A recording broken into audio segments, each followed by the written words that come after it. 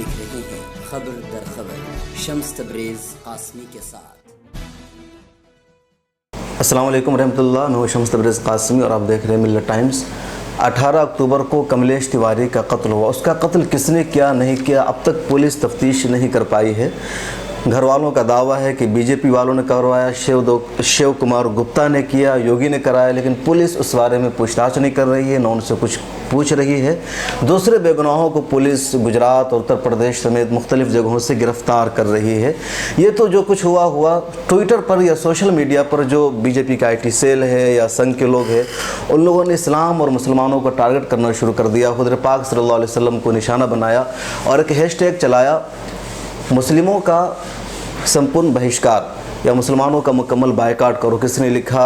मुसलमानों भारत छोड़ो। और बड़ी तादाद में ये हैशटैग चलाया गया, तकरीबन 80,000 से ज़्यादा ट्वीट किए गए, उससे भी ज़्यादा किए गए। सब 18 को शुरू हुआ और 19 अक्टूबर को चलता रहा। इसके जवाब में 20 अक्टूबर को मुसलमानों ने भी एक ट्रेंड चलाया, प्रॉफिट ऑफ कंपेशन, और ये ट्रेंड भी काफ़ी टॉप पर रहा। मिल्लत टाइम्स अंग्रेज़ी के एडिटर है इरशाद अयूब, इस पूरे पर उनकी नज़र थी। उन्होंने मुझे बताया कि तकरीबन 4 लाख से ज़्यादा ट्वीट हुआ। इसके अलावा भी दूसरे नाम से ट्वीट किए गए और हिंदुस्तान में नंबर 1 ट्वीट रहा। इसके अलावा आलमी सतह पर वर्ल्ड वाइड भी ये ट्वीट तीसरे चौथे नंबर पर रहा और बड़ी तादाद में लोगों ने शिरकत की। जो गैर मुस्लिम हैं उन्होंने भी इस ट्वीट से सीखा और बड़े खूबसूरती के साथ मुसलमानों ने जो हुज़ूर सल्लल्लाहु अलैहि वसल्लम की तालीम है, इस्लाम का नज़रिया है, उसको पेश किया कि हुज़ूर सल्लल्लाहु अलैहि वसल्लम का क्या सबक रहा है, पाने के बारे में उन्होंने क्या कहा, इंसानियत के बारे में क्या कहा, सोशल जस्टिस के बारे में उनकी क्या राय थी, इकोनॉमिक जस्टिस पे उन्होंने क्या फरमाया। ये सारी तालीमात पेश की गई और कई गैर मुस्लिमों का ट्वीट भी आया जिन लोगों ने इसको एक्सेप्ट कर कहा कि मुझे इस मुहिम से बहुत कुछ सीखने को मिला है। संघियों ने या बीजेपी वालों ने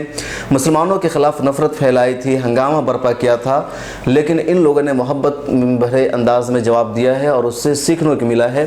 इस ट्वीट में जिन लोगों ने हिस्सा लिया उसमें उमर खालिद थे और कई लोग थे। उमर खालिद को आप जानते हैं, JNU के स्टूडेंट्स यूनियन के वो ज़िम्मेदार रहे हैं और काफ़ी निशाने पर रहे हैं। तो उन्होंने भी इस ट्वीट में हिस्सा लिया तो उनको लोगों ने निशाना बनाया और कहा कि आप कम्युनिस्ट हो, इस्लामिस्ट हो, वाज़े करो क्यों, और उनको ट्रोल किया गया। उन्होंने द प्रिंट में एक मजमून भी लिखा है जिसमें वाज़े किया है कि मैंने क्यों हिस्सा लिया। मिल्लत टाइम्स की उर्दू में एक मजमून शाया हुआ है all India Muslim personal law board के सेक्रेटरी मौलाना उमरैन महफूज रहमानी का। उन्होंने भी बहुत खूबसूरती के साथ मजमून लिखा है और बताया कि किन लोगों ने हिस्सा लिया और कई ऐसे गैर मुस्लिमों के ट्वीट का उन्होंने वहाँ तर्जमा पेश किया है। अब चाहे तो उस मजमून को पढ़ लेते हैं। हमारे साथ आज मौजूद है उमर खालिद साहब। हम इनसे बातचीत करेंगे कि ट्विटर पर क्यों बार बार इस्लाम के ख़िलाफ़ इस तरह की बात की जाती है, शख्सियत को निशाना बना जाता है और उस दिन ऐसा क्या हुआ। उमर खालिद भाई, बहुत खैर मकदम है आपका मिल्लत टाइम्स में। ट्विटर पर या सोशल मीडिया पर ये कौन लोग हैं जो इस तरह की नफ़रत भरी बातें फैलाते हैं? देखिए, सबसे पहले तो क्योंकि ये जो अभी का ये पूरा ट्विटर पे शुरू हुआ, ये कमलेश तिवारी की हत्या के बाद बात हुआ। सबसे पहले मैं बोलता हूँ कि कमलेश तिवारी की हत्या की मैं निंदा करता हूँ और किसने भी करी है, मैं भी वो नहीं बता रहा, मैं उस स्थिति में नहीं हूँ कि मैं बताऊँ कि किसने करी है, वो पुलिस का काम है। लेकिन एक चीज़ दर्शाती है कि योगी सरकार के राज में, योगी के राज में यूपी का लॉ एंड ऑर्डर की स्थिति कितनी बुरी है। लोगों का कत्ल हो रहा है, महिलाओं, मतलब हमने देखा उन्नाव के केस में या चिन्मयानंद के केस में किस किस्म से संरक्षण दिया जा रहा है। तो यूपी में जो जंगल राज चल रहा है वो हम सब लोगों के सामने है। अब जितना यूपी में लॉ एंड ऑर्डर की प्रॉब्लम बढ़ेगी उतना ही ज़्यादा उसको सांप्रदायिकरण को भी बढ़ाने की कोशिश करी जाएगी, उस अपनी नाकामियों को छुपाने के लिए और उस लॉ एंड ऑर्डर का जो पूरा कोलैप्स है उसको एक कम्युनल कलर देने के लिए। और वही चीज़ हमने पिछले कुछ दिनों में देखी। अब ये बात सिर्फ सोशल मीडिया तक रिस्ट्रिक्टेड नहीं है, मतलब व्हाट्सएप पे, ट्विटर पे, फेसबुक पे इस किस्म के बयान आते हैं, लेकिन इस किस्म के बयान आज लोगों की डेली लाइफ में इस किस्म के कॉन्वर्सेशंस आ गए हैं। मतलब एक जहर घोला जा रहा है, हर जगह बात अब होने लगी है, एक जहर घोला जा रहा है। सोशल मीडिया उसका एक रिफ्लेक्शन है और सोशल मीडिया में इनका IT सेल बहुत ऑर्गेनाइज्ड है। तो हमने देखा पहले दिन रसूल के बारे में, सल्लल्लाहु अलैहि वसल्लम के बारे में किस किस्म की बातें लिखी गई। अगले दिन ये बोला गया कि मुसलमानों को संपूर्ण बहिष्कार किया जाए। और ये ट्रोल्स जो थे, जो ये काम कर रहे थे, उन अभी वायर में एक रिपोर्ट आई है, उनको बड़े बड़े मिनिस्टर्स फॉलो करते हैं, एक ट्रोल को प्राइम मिनिस्टर भी फॉलो करते हैं। तो आप देख सकते हैं सत्ता से कैसे जुड़े हुए हैं। बल्कि कहा तो यार कई बीजेपी के लीडरों ने उसमें हिस्सा लिया। देखिए, तो ये बात बहुत क्लियर है कि ये कोई ऐसे ट्रोल्स नहीं थे जिससे सत्ता में जो लोग बैठे हैं वो अपने हाथ खड़े कर सकते हैं कि इसमें हमारा कोई लेना देना नहीं है। और उनकी विचारधारा को ही सामने लेकर आता है।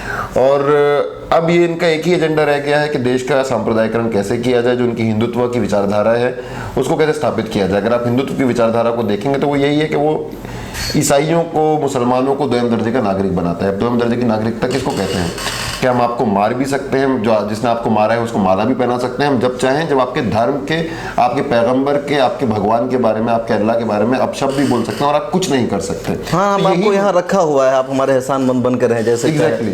तो यही उनकी कोशिश है बताने की। मुझे बहुत खुशी है कि जिस तरीके से लोगों ने रिस्पॉन्ड किया, बहुत मैच्योरिटी दिखाई, कोई प्रोवोक नहीं हुआ, किसी ने पलट के किसी और धर्म के भगवान के बारे में एक अपशब्द नहीं कहा। सब लोगों ने प्यार की बात करी, कंपैशन की बात करी और ये बताया कि हमारे रसूल सल्लल्लाहु अलैहि वसल्लम का यही पैगाम है कि आप नफ़रत को प्यार से काटेंगे, आप नफ़रत का मुकाबला प्यार से करेंगे, आप नफ़रत को नफ़रत से नहीं हरा सकते। और मुझे उस मैच्योरिटी से बहुत अच्छा लगा।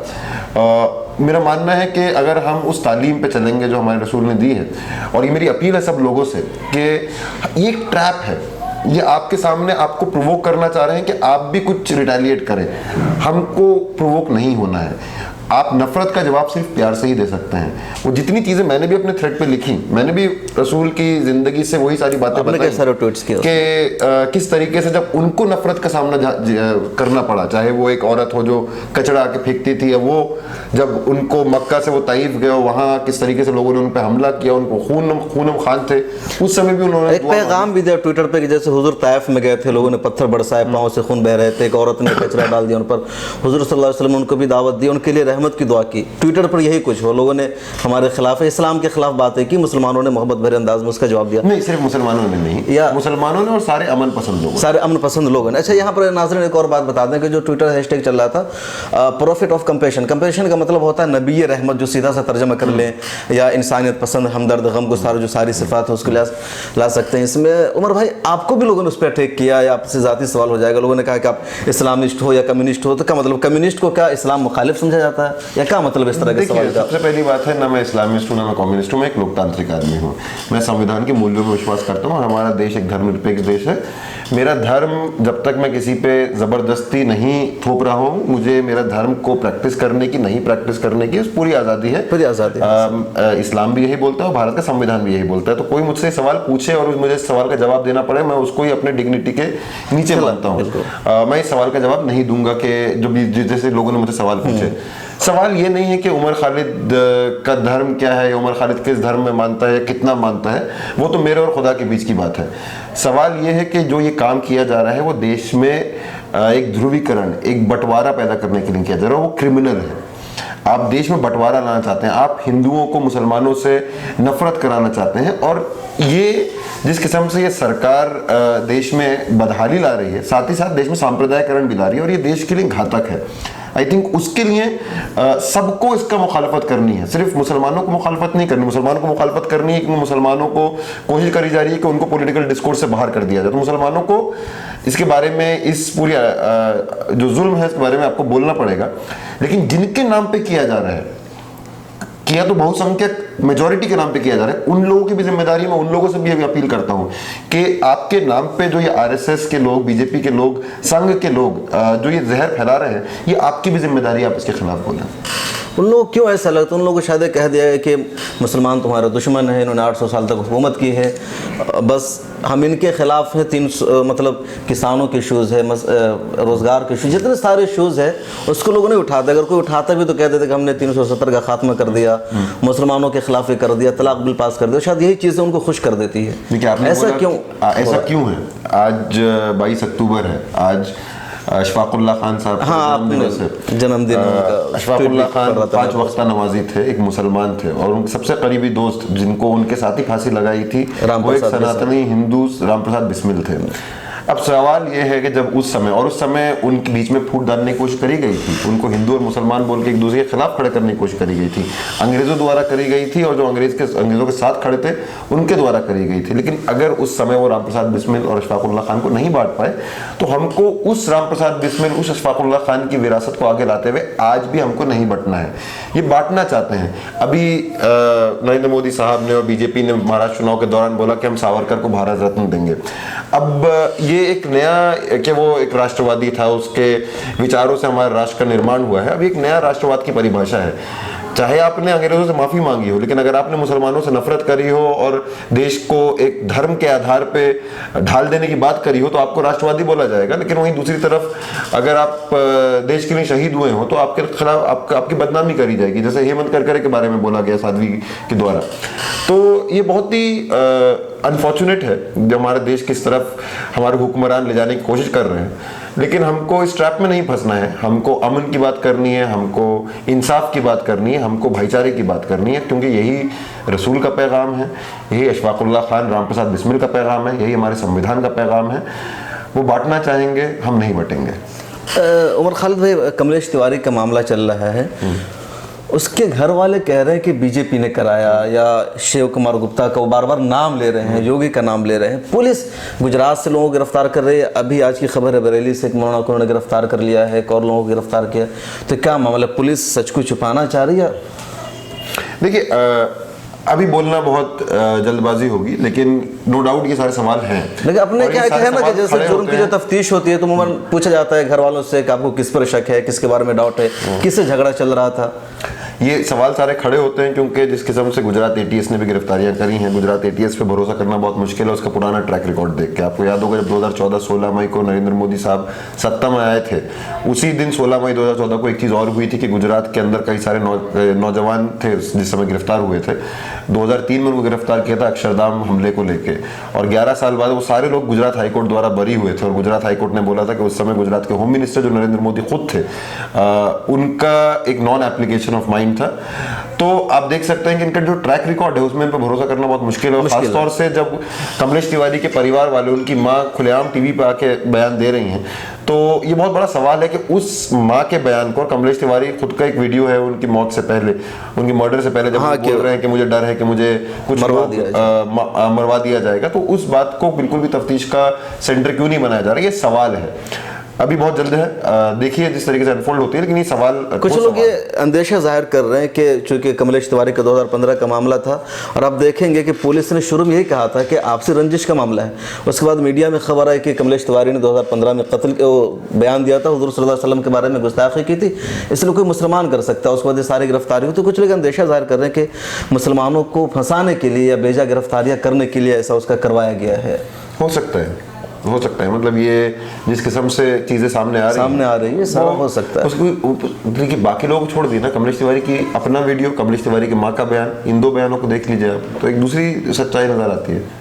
बहुत शुक्र उमर खालिद भाई। नाज़रीन, हम बात कर रहे थे कमलेश तिवारी, और उससे बढ़कर इस बारे में हम गुफ्तगू कर रहे थे कि सोशल मीडिया पर और ट्विटर पर जो इस्लाम और मुसलमानों के खिलाफ एक ट्रेंड चलाया गया था, लेकिन मुसलमानों ने बहुत खूबसूरती के साथ, बहुत निराले अंदाज में उसका जवाब दिया। हुजूर सल्लल्लाहु अलैहि वसल्लम के इस्लामात की जो तालीम है उसको पेश किया। अगर आप हमें देख रहे हैं, सुन रहे हैं, और सिर्फ मुसलमान नहीं बल्कि जो हमने बताया कि गैर मुस्लिम है या जो अमन पसंद है, सेकुलर लोग हैं, सब लोग इसका हिस्सा थे। और बहुत सारे लोगों का मैं नाम ले सकता हूँ, आजतिया मेनन है, अमरती सिंह है, सुब्रमणी, और कई सारे लोग हैं जिन्होंने इसका बहुत खूबसूरत जवाब दिया। मैं एक ट्वीट यहाँ पर दिखाना चाहूँगा, मैं है संघ मित्रा, इन्होंने कहा, hello BJP IT cell, today we encourage Muslims to, कि आपने मुसलमानों का आज हौसला दिया कि वो इस्लाम या प्रोफेट सल्लल्लाहु अलैहि वसल्लम की जो तालीमात है उसको फैलाए, और आज का दिन बहुत अच्छा रहा कि हमें इस्लाम के बारे में कुछ सीखने को मिले। और हुजूर सल्लल्लाहु अलैहि वसल्लम सिर्फ मुसलमानों के पैगम्बर नहीं थे बल्कि पूरी इंसानियत और पूरी दुनिया के पैगम्बर थे। कुरान ने भी कहा कि वो रहमतुल लिल आलमीन थे। तो आप अगर हमें सुन रहे तो आपसे ये दरख्वास्त होगी कि आप जो भी कोई इंसानियत की बात कीजिए और इस्लाम के बारे में अच्छी तालीमात लोगों को पेश कीजिए। अगर आप सोशल मीडिया पर यूज़ करते हैं तो ट्विटर पर इस तरह की अच्छी बातों को शेयर कीजिए, हैशटैग का यूज़ कीजिए, नफ़रत से बचते रहिए। ये प्रोग्राम देखने के लिए बहुत शुक्रिया। उमर भाई, आपका भी शुक्रिया, आपने बहुत कम नोटिस पे आपने यहाँ आने की सहमत गवाही। नफ़रत का जवाब प्यार ही है, और नफ़रत का जवाब प्यार ही है, और इंशाल्लाह प्यार ही से हम लोग देते रहेंगे। मिलत टाइम्स की वीडियोस देखने के लिए यहाँ क्लिक करके सब्सक्राइब करें, और हाँ, बेल आइकन जरूर दबाएं। अगर फेसबुक पर देख रहे हैं तो पेज लाइक करें। ताज़ा तरीन खबरों और मज़ामीन के लिए विजिट करें हमारी वेबसाइट www.millettimes.com। हमारी ये वेबसाइट उर्दू, हिंदी, इंग्लिश तीनों लैंग्वेज में मौजूद है।